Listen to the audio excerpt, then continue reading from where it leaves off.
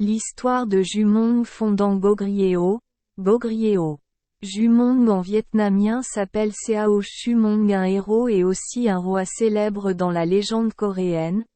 Fondateur de la dynastie Goguryeo, un puissant royaume situé au nord de la péninsule coréenne.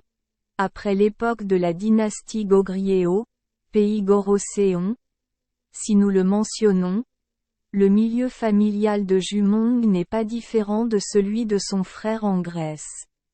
La légende raconte qu'Emosu, c'est-à-dire le tombeau du tigre, était le fils de l'empereur de Jade et qu'il tomba amoureux de Yuoa, c'est-à-dire Lyeoa, la fille du dieu Abek. Il l'a surprise en train de se baigner dans la rivière, a eu le coup de foudre et est tombé amoureux d'elle. Selon le bon sens, si le fils du roi aime le fils aîné, le mariage sera réussi, mais ici, le roi n'accepte pas ce mariage. Alors le roi a trompé Emosu pour qu'il se saoule et a enfermé son gendre imprudent dans un sac en cuir magique. Emosu a eu la chance de s'échapper, a fouetté son cheval à sa poursuite et a couru directement vers le ciel. En disant à Yuoa de rester, le dieu du ciel a regardé le visage de sa fille chaque jour et a vu qu'il avait des ennuis. Alors il a décidé de lui donner un endroit spécial, une terre. Yuoa a dérivé vers le pays d'Ombayeo, Ubeotui. Grâce à sa belle beauté, elle a attiré l'attention du roi de ce pays, Geumwa, et est naturellement devenue une concubine.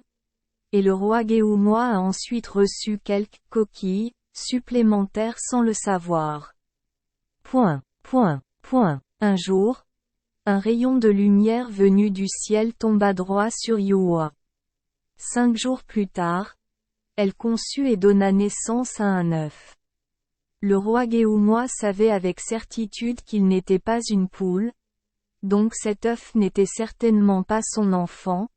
Alors il a jeté le fœtus dans la forêt pour que les animaux sauvages le mangent. Mais étrangement, aucun animal n'a osé nuire à cet œuf, et même les animaux ont essayé de le protéger. Le roi Geumwa a essayé de nombreuses façons de détruire l'œuf, mais toutes ont été en vain. Finalement, il a dû le rendre à Yuoa. Quelque temps plus tard, de l'œuf naquit un beau garçon, Jumong, un enfant avec le sang d'un dieu. La légende raconte que 1 mois après la naissance, le bébé a appris à parler. Les yeux du garçon sont particulièrement perçants et toujours inconfortables car il voit clairement les mouches voler devant lui. Les premiers mots qu'il a dit à la mère de Yuoa ont été « Les mouches n'arrêtent pas de planer devant mes yeux, je n'arrive pas à dormir ». Lady Yuoa a donné un arc à son fils et le garçon a continué à tirer sur toutes les mouches. À partir de ce moment-là, il a été nommé Jumong, qui signifie « merveilleux archer ». Ayant grandi dans la capitale du roi Geumwa, Jumong s'est vu confier par Geumwa la responsabilité de prendre soin des chevaux royaux. Il choisissait le meilleur animal du troupeau, l'empêchant de manger tout en engraissant les animaux restants.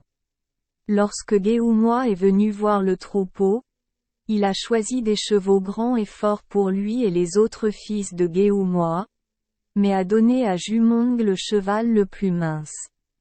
Jumong l'a ensuite engraissé, ce qui lui a permis de toujours gagner les chasses royales et les concours équestres.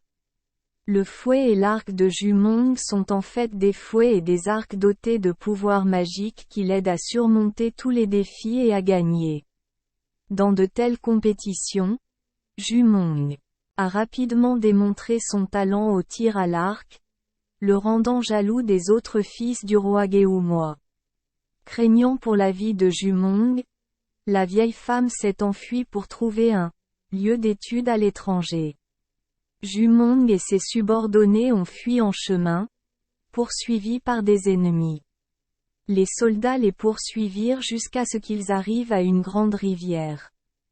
Trop dangereux, Jumong brandit sa cravache vers le ciel, implorant de l'aide pour lui-même, le petit-fils de Dieu, le petit-fils de la rivière.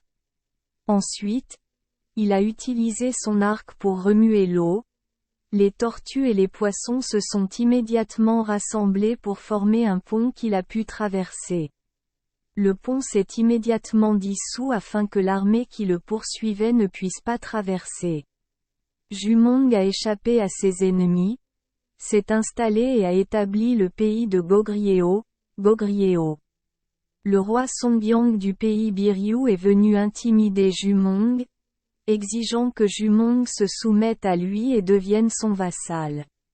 Ce type ne connaissait pas la hauteur du ciel et l'épaisseur de la terre, il a touché les enfants de ses ancêtres, et a été puni par le ciel pour envoyer des inondations qui ont détruit Biryu. À ce moment-là Jumong est apparu, a juste levé son fouet de cheval, partout il l'a relevé, l'eau s'est retirée, victoire automatique. En supprimant Songbyang, la réputation du roi Jumong s'est de plus en plus épanouie. Il a continuellement vaincu de nombreux envahisseurs, unifié les petits États et les tribus et transformé Goguryeo en une nation puissante et prospère. Jumong mourut à l'âge de 40 ans, fut proclamé roi Dongmin, céda le trône à son fils Yori. La dynastie Goguryeo fondée par Jumong dura plus de 700 ans de prospérité. Le deuxième fils de Jumong, Hongjo, partit vers le sud pour établir le royaume de Baekje, l'un des trois royaumes puissants, Goguryeo, Baekje et Silla, qui formaient le chaudron de la période des trois royaumes. Merci les enfants des Esperluette Croisillon 39. Avoir écouté des contes de fées au jour Esperluette Croisillon 39. 8. Espérons que les histoires apporteront aux enfants des moments heureux et significatifs. Si vous aimez notre chaîne, veuillez appuyer sur le bouton S Esperluette Croisillon 39.